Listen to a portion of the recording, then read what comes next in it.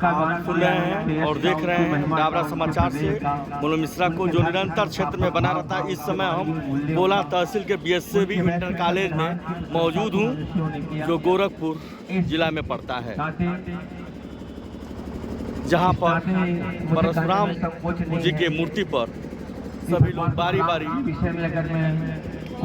माला फूल चढ़ा रहे हैं और स्वागत कर रहे हैं। भगवान परशुराम आप निरंतर बने रहिए मनोज मिश्रा के साथ। स्वाभिमान धर्म के संरक्षक रहे।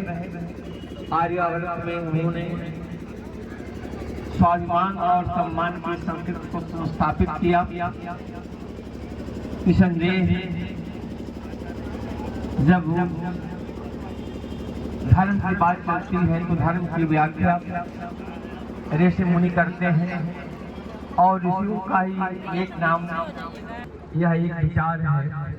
उस विचार के संवाहक परशुराम जी, भगवान परशुराम जी हैं। माल्यार्पण का कार्यक्रम चल रहा है। हमारे मुख्य प्रतिनिधि और पंचासी नदी सभी लोगों ने माल्यार्पण कर दिया।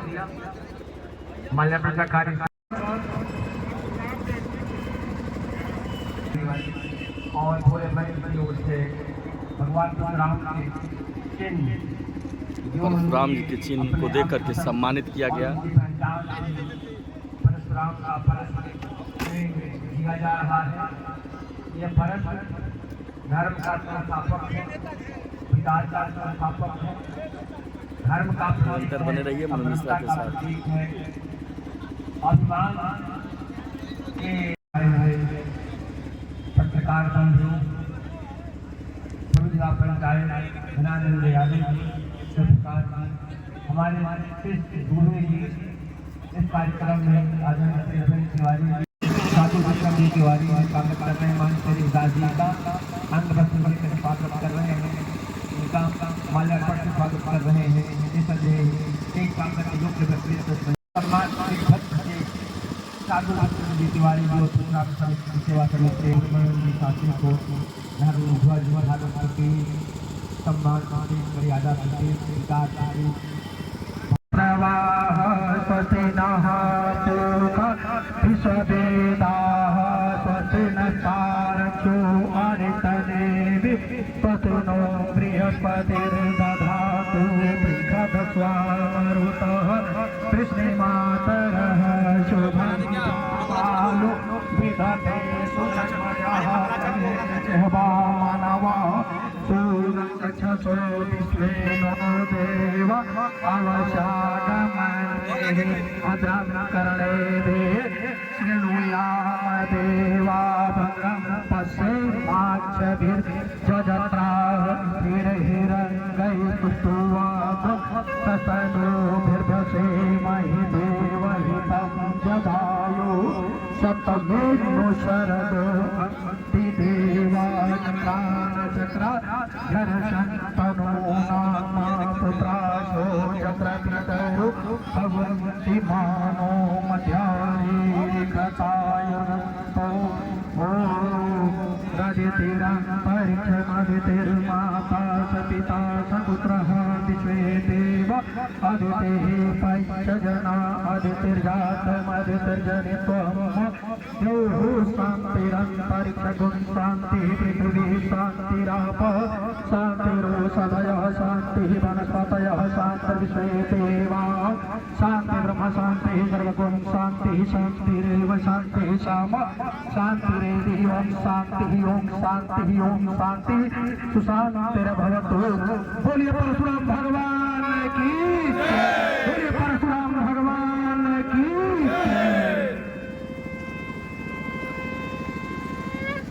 रामदन्नाय महावीराय धीमहि तन्नो परशुरामः प्रचोदयात्। आज भगवान के छठे आवेशावतार परशुराम जी के जयंती के उपलक्ष्य में हम सब उपस्थित हुए हैं। इस आयोजन के सूत्रधार हैं शार्दुल तिवारी जी, और यह आयोजन भगवान परशुराम सेवा समिति के द्वारा हो रहा है, जिसमें मंच पर विराजमान आदरणीय राष्ट्रपति डॉक्टर विजयानंद तिवारी जी हैं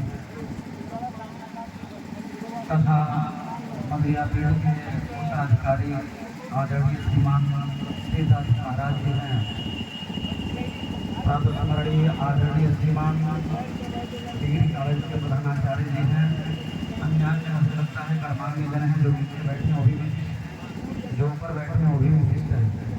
परशुराम जी के प्रपितामह का नाम आप जानते होंगे चौन मुनि था। चौन मुनि के पुत्र का नाम ऋषिक मुनि था।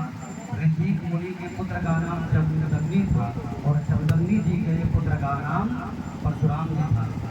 हर अवतार का कोई न कोई कारण रहा है, चाहे बारहा अवतार रहा हो, चाहे श्री राम जी का अवतार रहा हो, चाहे श्री कृष्ण जी का अवतार रहा हो।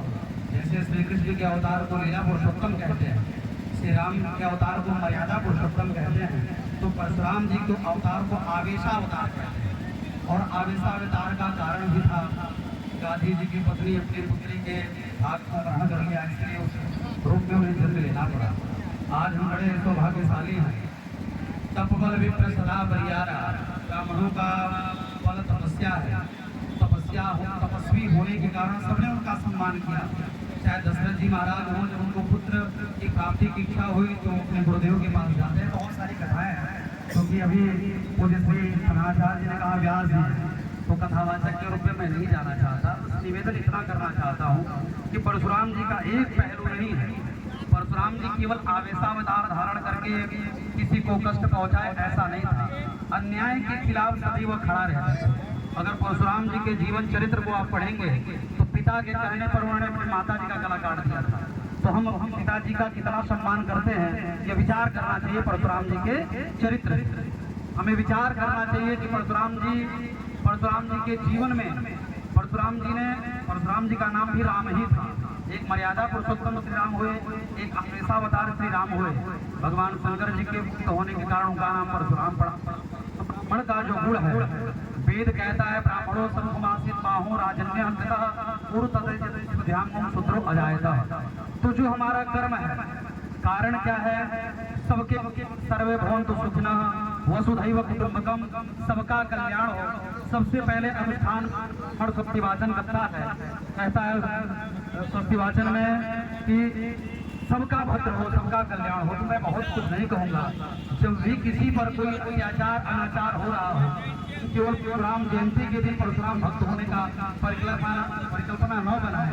जब हमें लगे किसी के साथ अत्याचार हो रहा है, अन्याय हो रहा है, तो हो सकता है कि हमारा सामर्थ्य आर्थिक रूप से नहीं हो सकता है, लेकिन हम मानसिक रूप से कम शब्दावली के रूप से उस अपराध का विरोध करें। और लगे कि जिस कुल में हम पैदा हुए हैं उस कुल का यह दायित्व रहा है। और किसी अभी प्रधानाचार्य जी ने कहा, शार्दुल जी ने कहा कि कोई भी ब्राह्मण को जाति का नाम ही नहीं जो सबके कल्याण की कामना करता हो, वही ब्राह्मण है। किसी के साथ अन्याय हो रहा हो, अगर आप अथर होकर बोल रहे हैं तो निश्चित परशुराम जी के स्वभाव को आप समझ रहे हैं। परशुराम जी के जीवन चरित्र को पूरा पढ़ेंगे तो पता चलेगा कि परशुराम जी के कैसे कैसे शिष्य थे।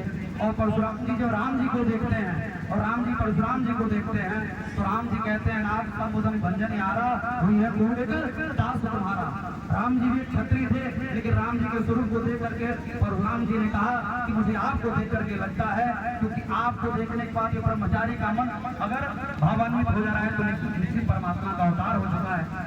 निवेदन मात्र इतना है कि परशुराम को एक दिन के लिए नहीं, जीवन पर्यंत के लिए धारण करिए। और जब लगे कि हाँ किसी के प्रति हमें कुछ बोलना चाहिए तो मुखर होकर बोलिए और उसका सहयोग और समर्पण की भावना बनी है। बोले परशुराम भगवान की।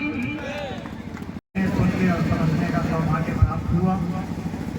भगवान परशुराम के विषय में जितना कुछ जानना था, समझना था, कुछ बड़े भाई जैसे ब्रह्मानंद शास्त्री जी महाराज जी ने जो सारी बातें कह दी, किसी के खिलाफ हिंसा हो रही है उसके लिए हाथ खड़ा कर देना ही भगवान परशुराम के अच्छे वंशज होने का प्रतीक है। इससे ज़्यादा भगवान परशुराम के बारे में जानना और क्या पाने की क्षमता मेरे में नहीं है।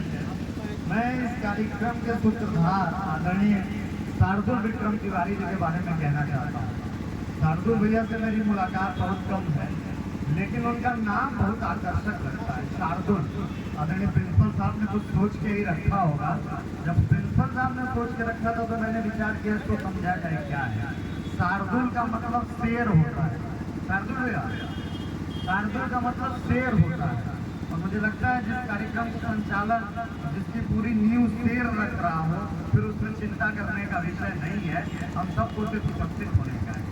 भगवान परशुराम भगवान और वो ऐसे भगवान हैं जो हमारे आराध्य हनुमान जी की तरह चिरंजीवी हैं। आज अक्षय तृतीया है। बस इतना समझिए, जब हम और आप सत्संग कर रहे हैं भगवान परशुराम के विषय में, तो भगवान परशुराम का एक न एक अंग इसी कार्यक्रम में उपस्थित है। वो हम सबको देख रहे हैं और आशीर्वाद दे रहे होंगे कि हमारी जयंती के उपलक्ष्य में तमाम ऐसे लोग इकट्ठा हुए हैं जो मुझे ध्यान कर रहे हैं। तो मैं उम्मीद करूंगा और साधु होने के नाते उनसे प्रार्थना भी करता हूँ, उनके तमाम भक्तों के प्रति कृपा बनाए रखें। और डॉक्टर भगवान परशुराम सिर्फ निडरता के प्रतीक ही नहीं है, आज्ञाकारी के भी प्रतीक हैं। आप इस बात का विचार करके देखिए, पिता की आज्ञा होते ही फरसा निकाल के माँ का गला काट देने की क्षमता रखने वाले व्यक्ति को वो कितना बड़ा पितृ भक्त है। ये आरोप भी लगता है भगवान परशुराम पे कि उन्होंने माँ की हत्या कर दी। यद्यपि अधूरा सच है। पूरा सच ये है कि महर्षि जमदग्नि को एक विशेष कृपा प्राप्त हुई। जब जमदग्नि के आदेश से भगवान परशुराम ने अपनी माँ रेणुका का गला काट दिया तो भगवान महर्षि बड़े प्रसन्न हुए। बोले, मुझे तुम्हें पुत्र होने का बड़ा गौरव है, तुम मांगो, क्या मांगते हो? महर्षि भगवान परशुराम ने महर्षि की तरफ हाथ जोड़ के बड़ी ही करुणा भाव से कहा, हे महात्मन, फिर से मेरी माँ को जिंदा कर। और वहीं तत्क्षण रेणुका को भगवान परशुराम के आदेश से तुरंत जिंदा कर दिया। तो ये हमारा और आपका दायित्व है कि जो तमाम कुरीतियां फैलाई जाती हैं किसी के बारे में, उसे रोकने के लिए जागृत समाज को खड़ा होना होगा। और ये भगवान परशुराम कर रहे हैं। इससे पहले भगवान परशुराम से पहले किसी को अन्याय के खिलाफ दंड देने का अधिकार क्षत्रियों का था।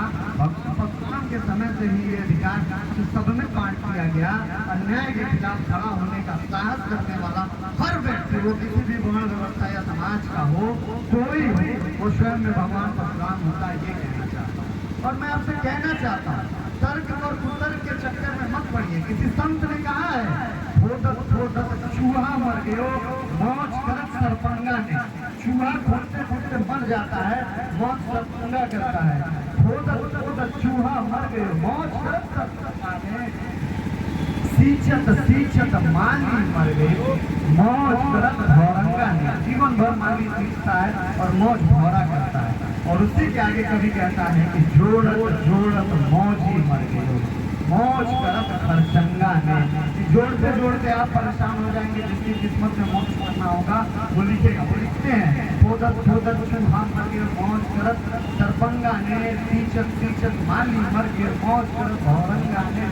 जोड़त मौजी मर गयो, मौज करत खरचंगा ने। सोचत दुनिया मर गई, मौज करत सत्संगा ने।